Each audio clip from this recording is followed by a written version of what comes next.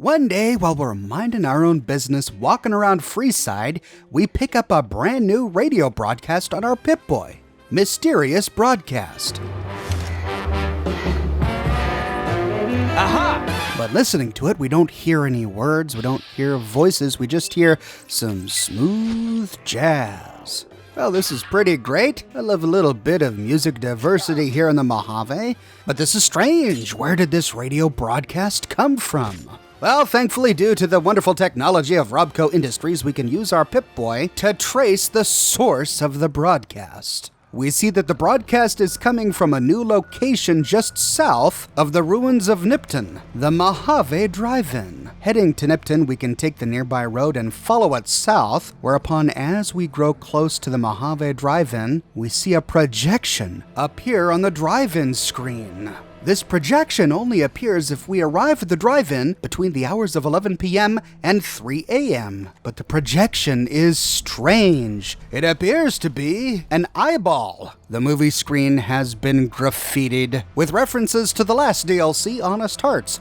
Joshua Graham lives, the burned man walks, but this eye is entirely new, and it's coming from what looks like a crashed satellite. It still moves and twitches. Something is still connected to this thing. When we activate it, we see a message. The crashed satellite seems to be the source of the strange transmission we received. We have a strange premonition that while we'll be unable to return to the Mojave until we solve the mysteries of the Big Empty, we will be able to take anything we can carry with us, and we will be able to return to the Big Empty anytime after completing Old World Blues. When we are ready, and if we are up to the challenge, we examine the satellite a little closer, for the atomic wonders of science await.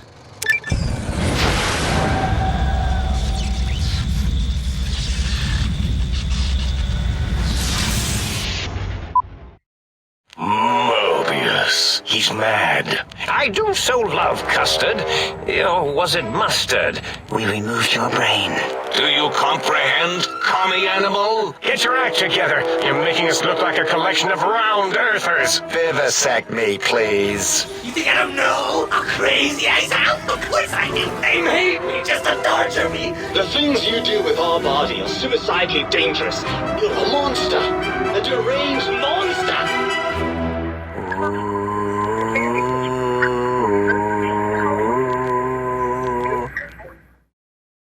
In the years before the Great War, Big Mountain had been the home to the brightest minds of the 21st century. Scientists of vision were drawn to the facility to tackle the greatest technological challenges of the era. They sought to create a new world, fueled by technology for the benefit of all mankind. Sonic emitters, space-age alloys, DNA hybridization, force field particle research, autodoc advances in cranial, cardiac, and trauma surgery. The hopes and dreams of a century became realities in the electronic forges of Big Mountain. The nucleus of this research was the Dome, a huge stone facility that held the labs of every science known to man. It was a think tank where no problem could not be solved, where no question could not be answered. The Great War brought a new energy to Big Mountain and its scientists. Although sheltered from the front lines, the scientists waged their own war, fighting their battles at the atomic level. Equations and calculations marched endlessly across chalkboards and computer terminals toward one solution: winning the war. For years, the minds and computers of Big Mountain were a blaze of trajectories, weapon schematics, and nuclear theories. The problems began to outpace the solutions, first geometrically, then exponentially. As the war escalated, so did the questions. On the night of October 23rd, 2077, the scientists received an answer that put all their questions to rest. In the aftermath, Big Mountain's silent experiments went to sleep, their creators slowly dying in the new world that had been left behind. And the great stone in the middle of the Big Empty lay untouched, filled with countless technological wonders. Wonders that, in the end, had been answers to the wrong question. We feel strangely heavier. A quick inspection of our body reveals faint surgical scars around our head, chest, and back. We appear on some sort of balcony, and we're wearing a patient gown. What happened to all of our armor and clothing? Where are our weapons? And why do we have scars on our head, chest, and back? Running around this balcony, we find a few containers to loot, boxes and a couple of footlockers, and we see some sort of blue force field blocking our view. We see a few things glowing outside, but we can't leap out of this balcony and explore due to the force field. We find only one way out, a door that leads to the sink. We arrive in some circular chamber. In the middle of the room is a glowing console of some sort. We see containers and something called an auto dock. It looks like a private luxury apartment. We see couches, a bed. But I'm confused. What is this place, the sink? Before we explore anymore, we need to get some answers. We find two doors leading out, one that leads to Big Mountain and one that leads to something called the think tank. The door to Big Mountain is locked, so our only option is to go to the think tank. As soon as we enter, a strange feeling of pacifism comes over us. We find that for some reason we just can't draw our weapon. Going forward, we climb up a big ramp until we enter a large, vaulted, hexagonal room. On the opposite side of the room, we see 5 robots waiting for us. I thought I heard the pacification field kick in. All right, shh. Nobody move. I'll handle this. Be warned, intruder. You are in the presence of the mighty think tank of Big Mountain. The collective geniuses of... We... By Oppenheimer, which one of you self-professed geniuses has been adjusting my volume knob? Who was it? Was it you, 8? Oh, Dr. O, was it? Likely story. O couldn't spark 2 neurons if they were in a lattice of biomed gel. What? Me? Breaking news, Klein. It wasn't me, all right? I'm the robotical engineer. 8 is sound waves. That's his specialty. You always do this. You always demean me in front of guests. And it's not O, all right? It's... Enough! Either of you do it again, it'll be the last time. Now... Great. Now I forgot what I was saying. What was I talking about? Wait, what's going on here? I was at a theater, then I was here. Where am I now? And I've got these surgical scars. Are you the guys who performed surgery on me? Did it just say something? Anyone catch that? Boros, you work with animals. Translate. It's a lobotomite. Here, in the dome. Oh, as if this situation couldn't get any worse. Now we've got lobotomites. Gala, get the spray before it excretes all over everything. Lobotomite? What are you talking about? I wake up here all cut apart. Look, I want some answers. Dr. Klein, if my hypothesis is correct, this lobotomite is the repository of the brain we sent the signal to, the skin envelope once containing it. If so, it's proof that there may indeed be something beyond the crater. Just look at it. The way it blinks. It's like a big, hairless teddy bear. I know what it is, Dollar. I want to know why it's down here. With its limbs all over everything. And are those penises I see wriggling on its feet? Disgusting. I believe those are toes, Dr. Klein. Little teddy bear toes. Penises are much larger than those tiny extremities. Not that I would know. I don't recall the human penis ever being that large. It depends on one's own frame of reference, Dr. O. Look at its little nose with its 2 orifices for ingesting oxygen. Noses? By the great static, these lobotomites confound me with their sheer number of useless extremities. We can pass a 55 speech check to wave our hands and nod. What? What is it doing? Did we institute electroshock? Or is it excreting? Or we can pass a 55 science check to hold up one finger, point at ourselves, then point at them and hold up 5 fingers. 1 of me and 5 of them. Now it's holding up an array of fully erect hand penises. If it tries to insert them, activate vivisectors. Dr. Klein, wait. I don't believe those gestures were random. Random at all. It's been following our conversation. The lobotomite understands us. I agree with Boros's histrionic findings. This little lobotomite is unusually attentive for something whose brain has been extracted. Nonsense! Lobotomites can't comprehend us! 8, have you been in the mentats again?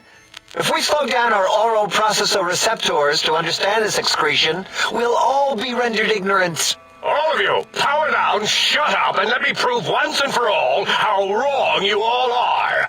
As usual. Lobotomite, do you understand me? Can you speak? Yes, I can understand you, and I'm guessing that crashed satellite was yours? Those were words, weren't they? In the form of questions. It's asking me questions. Is this some kind of trick? Our efforts have turned against us. In playing God, we created a monster. Perhaps as we were ruthlessly lobotomizing it with our cutters, we filled the skin envelope with awareness. A teddy bear with new stuffing. Wait. If what you're theorizing is this lobotomite understands us, can reason with us, then this may be just the answer we've been looking for.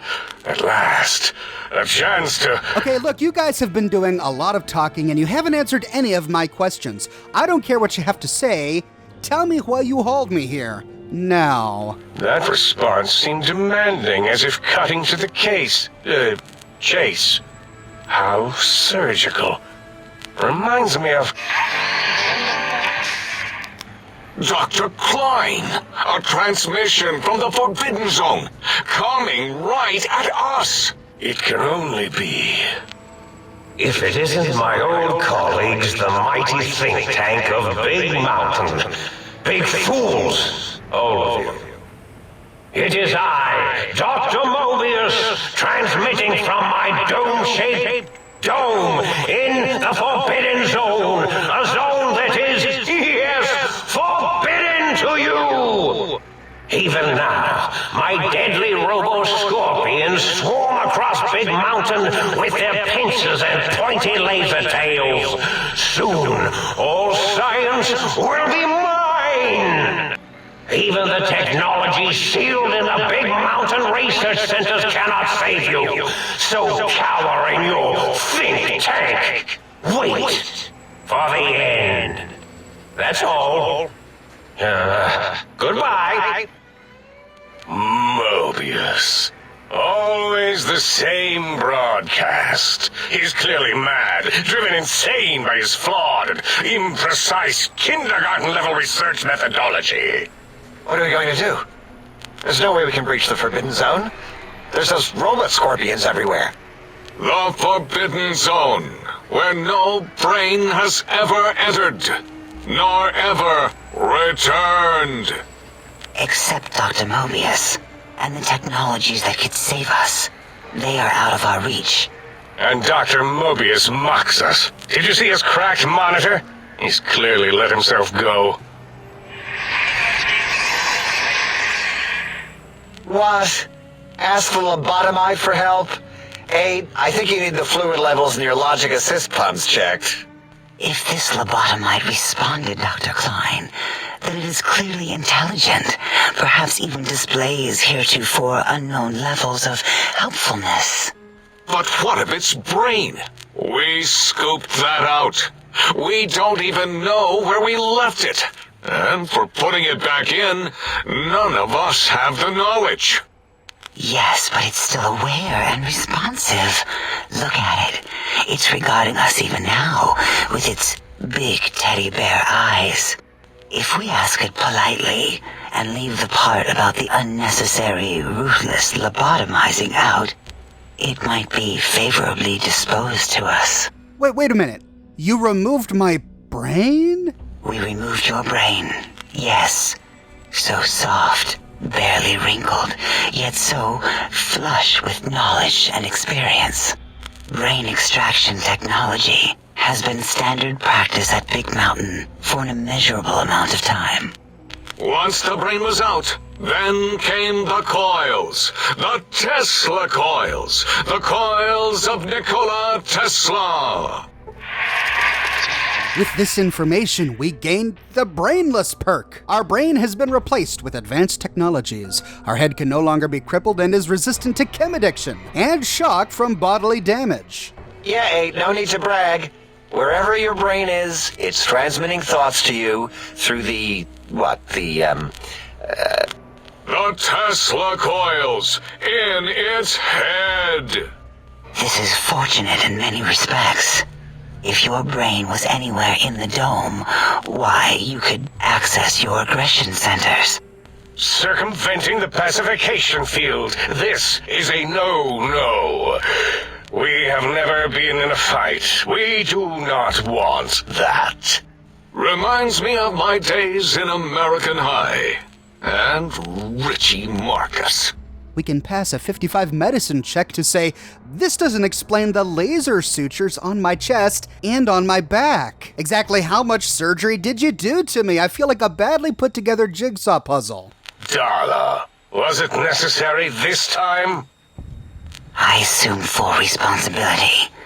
I take my duties in the prodding and excision of living, breathing tissue quite seriously. Although in truth, the Autodoc had done most of the work already. Quite industrious, almost cut into all my investigations. Once it had removed the brain and I misplaced it, other organs began to cry for direction, using your nerves as telegraph wires. Rather than let them send their signals, I removed them as well. Shh, little organs. Go to sleep in your tanks. Dala loves you. First was the heart. With this revelation, we gained the heartless perk. The scars on our chest seem to confirm what the think tank is saying. We cannot be poisoned, and filters in our artificial blood pump will regulate bleeding and healing, allowing all healing items to function at higher levels. Additionally, robots are now confused by us and less likely to score a critical hit. Second was the heart. Brain was first. Third was the spine. And upon learning this third and final horror, we gain the spineless perk. Due to complications with the procedure, our spine has been replaced as well. Our torso can no longer be crippled, and our strength and damage threshold have been increased. Oh, wait a minute, these horrors don't sound so bad. These are all some pretty decent perks. spine. Totally overrated, that arrangement of vertebrae. Look at me, with my lumbar and thoracic curvature. Never had a use for any of that. Spineless is what I prefer. Okay, so you took out my brain, heart, and spine, but wait a minute, you misplaced my brain? What do you mean, misplaced it? To be correct, you should say, the Autodoc took out your brain. It did all the heavy lifting. It has never worked so hard before. It was unusual. It worked so hard on your surgery, it destroyed its own memory. How odd. I bet your brain remembers what happened. That Autodoc junk heap was one of Mobius's creations, like the rest of the talking scrap metal in the attic. After that, the brain lost itself. Not in the metaphysical sense. Might have gotten flushed into one of the pipes. Actually, that's pretty likely. If so, it was flushed all the way to Mobius. Flush! That is the sound of flushing. By the Fisher of Rolando, enough of this biological surgery talk. Lobotomite, listen to my voice. It denominates me to ask, but we need your help. In most probable of probabilities, our enemy, Mobius, has your brain. This is not good. He will most likely come after our brains next. We want you to stop him, somehow, with science. First you scoop out my brain, and now you want me to help you? That is correct, yes. I hope you're not demonstrating resentment now. If you are, well, we can't have that. Well, all right, tell me more. You say you need some technologies to stop this Mobius? Yes. It is our only chance, a desperate plan that came to us after Mobius's first broadcast.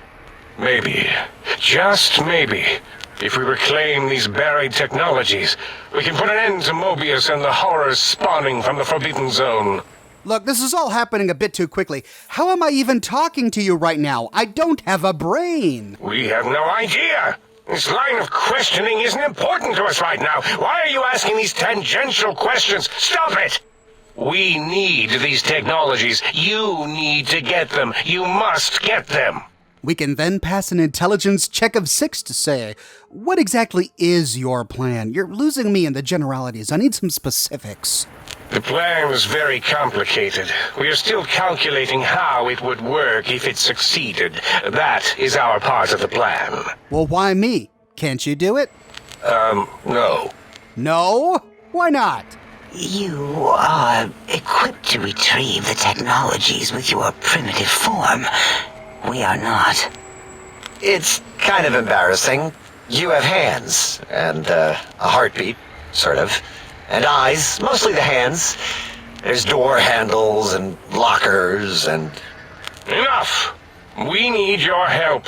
Will you help us? Forget this. I'm not helping you. Oh. Yes, Dr. Klein, what? Not you, oh, you idiot. I meant oh in the sense of, oh, I wasn't predicting it would respond that way. Can it say no? Oh, I can say no, and I'll say it again. No, I'm leaving. Leaving? But you can't. I don't mean that as a threat. The radar fence that surrounds the big mountain crater will protect you from straying beyond the facility. The mighty radar fence protects us all. Get too close to the blinking posts, and the proximity warning shall be your warning. You are too close. If you get near it, your vision will blur as the electrodes in your head shut off one by one. Click, click, click. Possible memory loss will occur, along with long-term nerve degradation. It is tied to not having a brain attached to your nervous system, but the nerve degradation is nothing to worry about. Such degradation would take many lifespans to become evident, and all biology dies. Such tiny inconveniences are less than the greater convenience and conveyance. You see, if rendered unconscious by the pylons, you will be returned to the sink, seemingly instantaneously by your deadened perceptions. Well, great. I can't leave. Since it looks like I have no choice, all right, I'll help you. Let's hear the plan. Excellent. This is turning out much better than the activate the retreat protocols and cower in my room idea I had earlier. Agreed. Oh, and I've used my robotical knowledge to, transmit the radio map waves to... Settle down, 8. I would have gotten it in a second, all right? 8's transmitted the last known coordinates of the research centers. They, well, move sometimes. Or get buried. Or blow up. 8 is correct. All we need are the schematics. This does not mean we do not want the cold hard technology, however. So do not give in to your biological tired laziness and decide you would sweat too much carrying them. You have a new spine. Use it. And even if you die in the act of reclamation, simply reaching them will auto-transmitify the schematics to us. That is still good. for us. This whole place sounds pretty dangerous. These technology devices you want me to get sound dangerous too. Nonsense. This place is no more dangerous than a nuclear detonation site. Our technology's no more lethal than an overcharged Tesla cannon.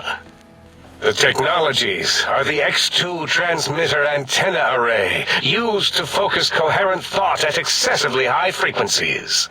The psychoanalytic, cardiac dampening, sneaky stealth suit. A suit like nothing this world has ever heard, seen, or could ever see. And 8's sonic soundwave emitter projectile gun, able to broadcast sound at lethal frequencies. It also gives a great biogel massage. There. We have informed you of all we need. We estimate if you are focused, your time investment will be minimal, by our standards. If you work quickly, you will be the recipient of a gesture of gratitude from us. We do not bestow these old world gestures lightly. Okay, so you need a satellite antenna, a stealth suit, and some sort of sonic gun. Alright. Well, what if I take my time and explore this crater? What illogic is this? Keep your filthy, penis-tipped feet out of our labs and secrets. There are things here no lobotomite was meant to see. Things that would astound and possibly terrify. Terrify! Yeah, we don't come into your lab and decant your solutions. Only the magnificence of our monitors allow for true comprehension of the wonders of Big Mountain. Shield your jellied eyes lest they burn from your skull.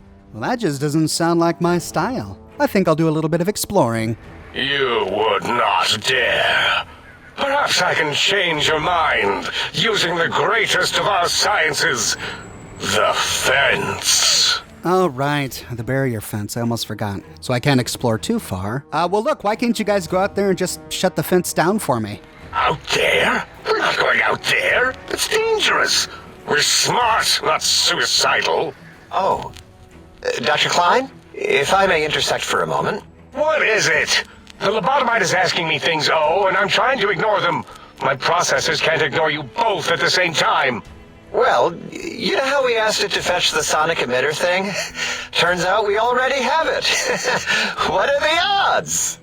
What is this, a high school science fair? Get your act together. You're making us look like a collection of round earthers. You're always yelling. My receptors can't take it anymore. And neither can my feelings.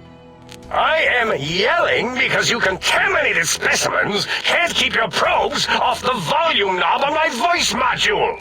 Oh, for the love of Pete, please. Stop fighting. Look, if you have the gun already, why do you need me to go out and get another one? It is truly the end of all intelligence when the lobotomite speaks more wisdom than you geniuses. So, if we have the sound wave, sonic projecto thing gun, then what in Heisenberg's name do we need from X8? Anyone? I believe we need a new frequency embedded into the gun. It was designed to broadcast many sounds once charged. We just don't know the frequency. And it is lost in X8, just as X8 is forever lost to us. The sadness of my high school days, the sadness of my youth lost. Oh, really, Boros? All you did in high school was call me Fink Tattletale and all the kids you hated, you little teacher's pet brown hound. Give the lobotomite the emitter. Does it have an audio effect frequency loaded?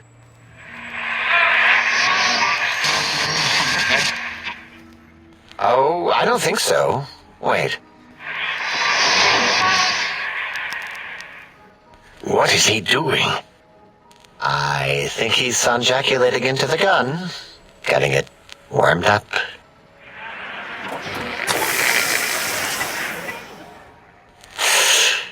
Ding. Turkey's done. You give it to the lobotomite. I'm not touching that thing. Oh, I don't think so. I'll do it if you two are going to be ashamed of your own technological needs.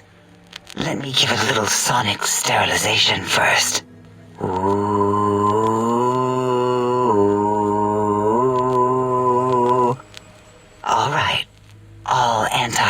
material fresh. Here, my little teddy bear. I have thoroughly removed all Robcode Termlink code spew from the device. It is clean, shiny, and ready for your hands. Oh, man. I don't even want to know what sonjaculate means. I'm just going to leave that alone. Look, thank you for the energy weapon. That's great and all, but I'm kind of a guns guy. Do you have anything that spits lead? What did it say? Spit lead? What, like pencils? Oh, I think it wants a combustion pistol. A gun? Are you mad? We can't give it a gun. Guns kill. Leave big open holes in you that are like sores, but worse.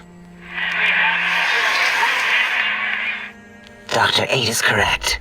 We already have given the teddy bear a lethal sonic death ray, filled with his sonic ejaculate and sterilized by my soft oohing. Giving the teddy bear a gun would be the equivalent of following a glass of hemlock with an Abraxo chaser. Delicious and redundantly deadly. If you're going to bring the Socratic method into it, fine. Give the Loboto bear a combustion gun. Burroughs, don't you have something like that? Are you mad? We can't give it a gun. Guns? Wait, I said that already. Yes, I have the Cyberdog gun, with the little floppy metal ears and the curious nose sensor. Here. Fine. Gun. That gun makes me uncomfortable anyway. Always worried it's going to hump my chassis. Anything else, lobotomite? You gave me a Cyberdog gun? Well, this guy looks a little hungry. I'd like to make sure he gets fed lots of bullets.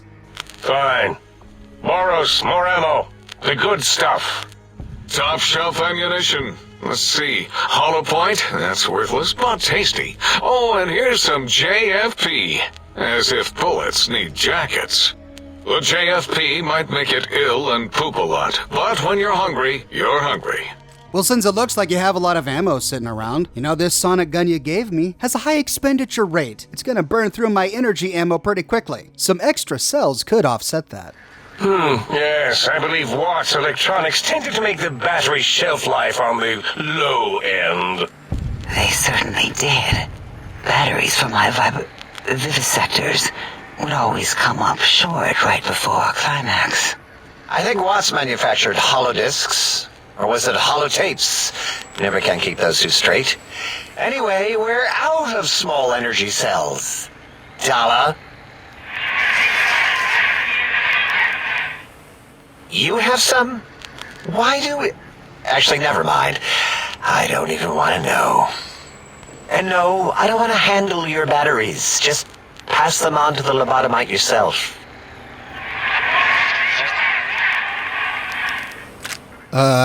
So you sterilized my sonic emitter gun? Oh.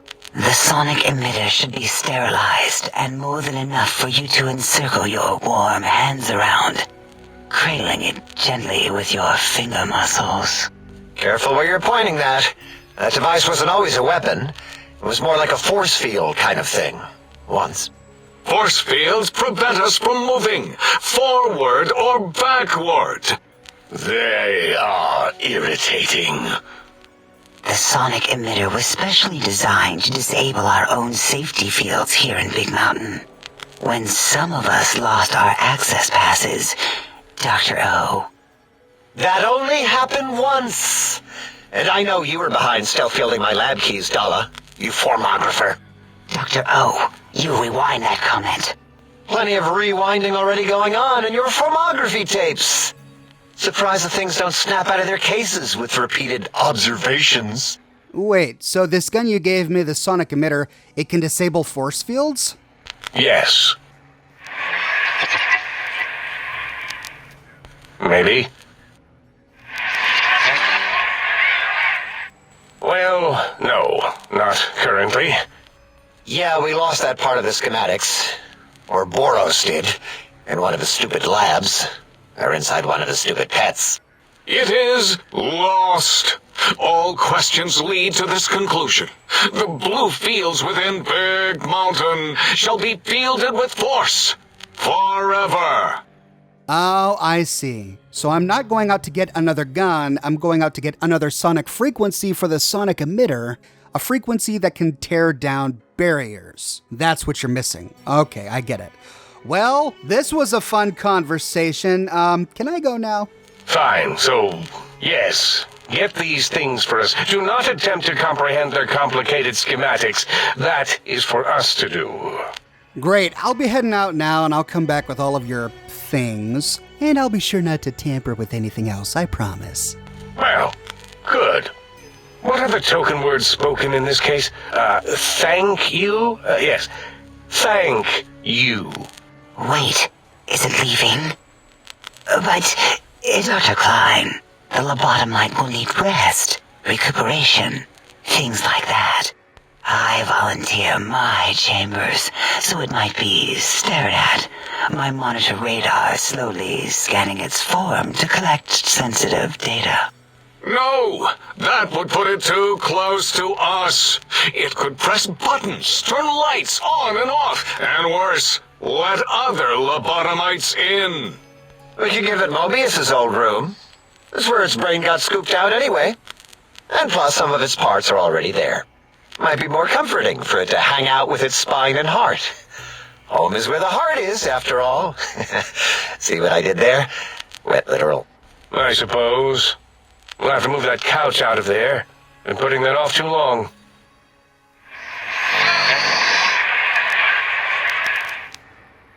H says, let the lobotomite take the Sync Central Intelligence personality chip and reinstall it. That stuffy Mobius program Butler can walk the lobotomite, feed it, barter with it for us. It would also prevent it from going to Higgs Village and taking up residence there. With my teddy bears. And it would be nice to have it so close. Your logic, combined with my desire to keep the think tank lobotomite free, has swayed me. Here, I present the Sync Central Intelligence.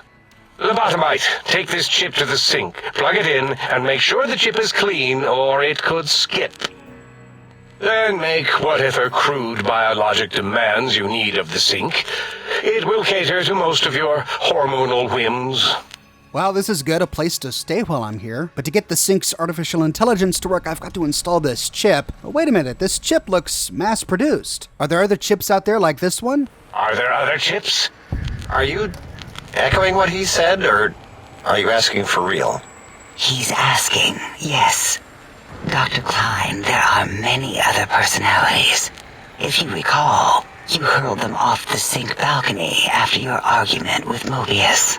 It is not an argument if one is clearly right and the other is clearly wrong. I remember now. Yes, Lobotomite. There are other chips. If you want, find them.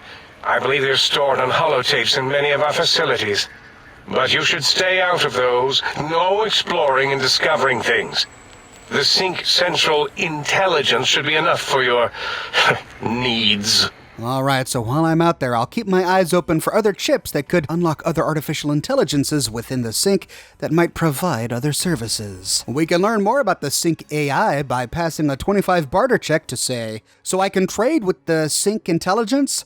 But don't I need something to activate the trade functionality within the Sync? I'm sure it doesn't take US dollars anymore. I cannot dispute your logic. Do we have objects to activate the chip's exchange routines? What, like stuff? Things? Yes, things. I don't know. Might be some old Nuka-Cola or Sunset Sarsaparilla bottle caps lying around. It's not currency per se. Still might be enough to trick the Sync's trade routines. Mobius put that test line for caps in the code as a debug command, I think. I don't believe that was Mobius's reason. His wild speculation concerning post-Holocaust economic systems was quite extensive and of high decibel. Enough! Surrender these so-called bottle caps, Nuka and Sunset alike. In their role as things, they will serve as adequate test subjects. All right, here, cap away. Hope that stupid chip chokes on them. Well, that's convenient. The Sync is already programmed to accept bottle caps as currency. Hey, thanks for the caps, but you know, this amount clearly represents a deficiency in the amount of caps I need.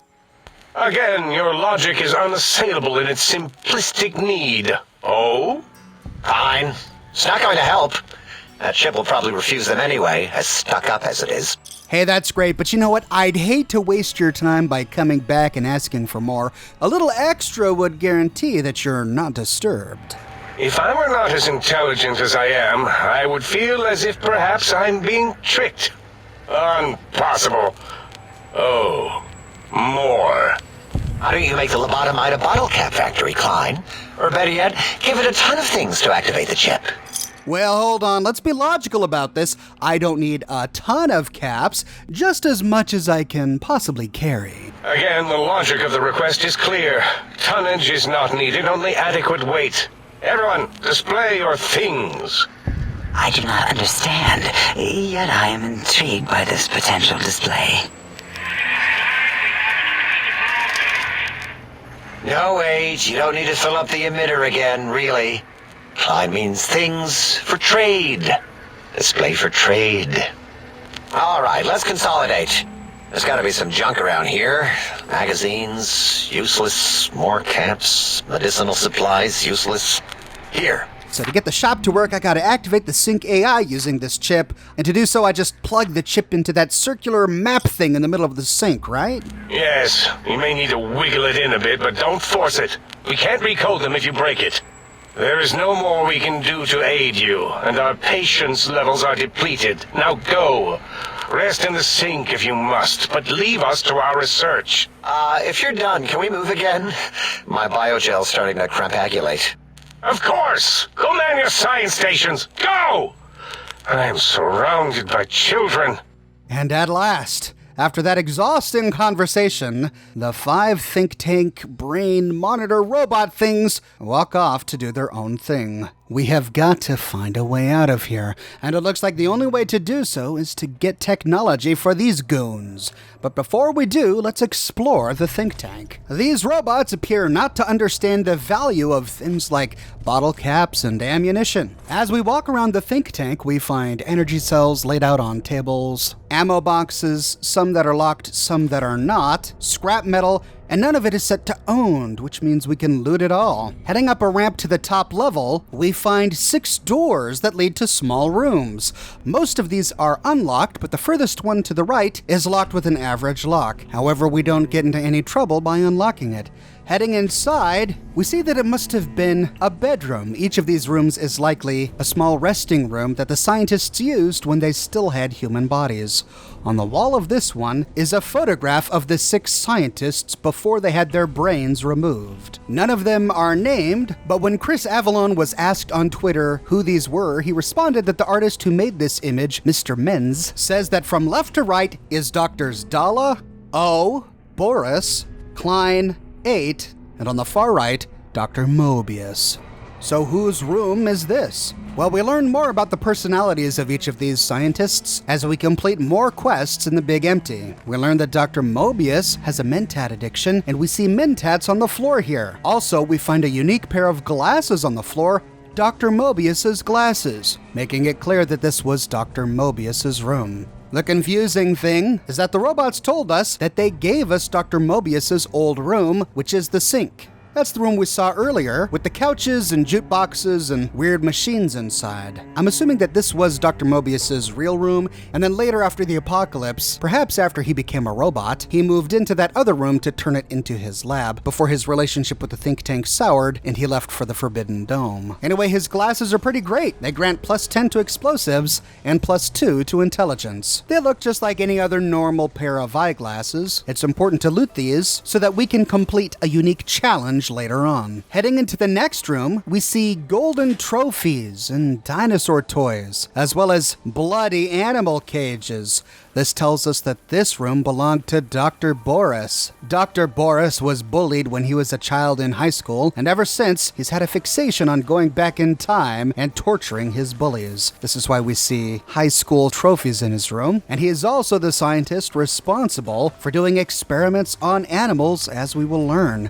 This explains the bloodied cages. Heading into the next room, this one is locked with an easy lock, and here we see a lot of objects related to sound. A big alarm on the wall, and then ham radios, speakers, walkie-talkies stacked up. This tells us that this must belong to Dr. 8. Dr. 8 is the think tank scientist who can only communicate in strange sounds. His voice box was damaged. We'll learn how in an upcoming episode. Tiptoeing past Dr. Klein towards the next door, I can hear your penis-tipped feet tromping around. we enter what is presumably Dr. Klein's room. There isn't anything in here that tells us it's his room, but through a process of elimination, we can assume that it's his. We don't find anything interesting in here. The room right next to this is Dr. Dalla's room, as evidenced by the signs of romance. Two mannequins romancing each other with flowers. A collection of teddy bears and some sexy sleepwear in her armoire. And of course, in her trunk, we find quite a selection of drained energy cells, which, as we learned on our previous conversation, is just a bit disturbing. And then exploring the final room, we find it in disarray. Paper on the ground and lots of scrap electronics all over the place. This must be Dr. O's room. We learn later that he's not a very good scientist. Really, his only skill is in destroying things, robots in particular. The scrap metal and electronics we find in his room are likely all that remains of some robots he destroyed. We find some framed photos in his room, but I don't believe they have much significance. I extracted the texture to get a closer look, and they simply appear to be scenic photographs of mountains, possibly Big Mountain, before they blew the top off and turned it into a crater. Heading back down to the ground level, we find a deluxe chemistry set. We'll find these all over Big Mountain, and they're pretty great. We can activate them, and if we have a science skill of 25 or greater, we can create stim packs or drugs. Psycho, Buff Out, Mentats, Steady, or Rebound. Now, I purposefully left everything I owned back at the Lucky 38, since I knew that I would probably walk away with quite a lot of gear after completing this DLC, and I didn't want to be encumbered. So with no stim packs on my inventory, I took the opportunity to create some here. Also on this table are a pair of Dr. Klein's glasses. These also are important to loot for completing an unmarked challenge. These only grant us +5 to repair and +1 intelligence, and they look the same as Dr. Mobius's. There's plenty to loot in the small containers that litter the think tank, and we can walk away with a few minor weapons to arm ourselves if we left everything back at the Mojave. And with that, we arrive at Big Mountain. But we have so many questions. Why did the think tank take out our spine, heart, and brain? How could they possibly have flushed our brain? And how is it possible that some sort of Tesla coil connection is allowing the brain to control the body from God knows where? It sounds like Dr. Mobius somehow got his hands on the brain, but in order to reach him and retrieve our brain, we must first find some technology for the think tank. A satellite antenna, a stealth suit, and a special sonic frequency for our sonic emitter that can disable force fields. Who knows what they want to do with this technology? But it's our only way out of here. In tomorrow's episode, we will activate the artificial intelligence inside the sink and finally venture out into the crater. Welcome to Old World Blues Week, ladies and gentlemen. I will dedicate the next several days to the Old World Blues DLC of Fallout New Vegas. We will go through everything, every quest, every challenge, every location, every enemy, every item. We shall leave no stone unturned as we explore this fascinating location. If you want to make sure that you don't miss an episode, be sure to subscribe and to click that bell notification button. I've got a brand new shirt in the shop, folks. Away, true to Kaiser. That's right, I've got a little bit of love for all of you Legion fans out there. The shirt has the Legion symbol on the front, the golden bull with a red background, and on the back we have an iconic mask with the words, Retribution. You can find a link to the shop in the description below, or you can click here. If you like what I do and you want to support me in a more personal way, consider becoming one of my patrons on Patreon. But more than anything, I'm just so glad you're here watching this video with me today. Thank you so much for watching, and I'll see you bright and early tomorrow morning with episode 2.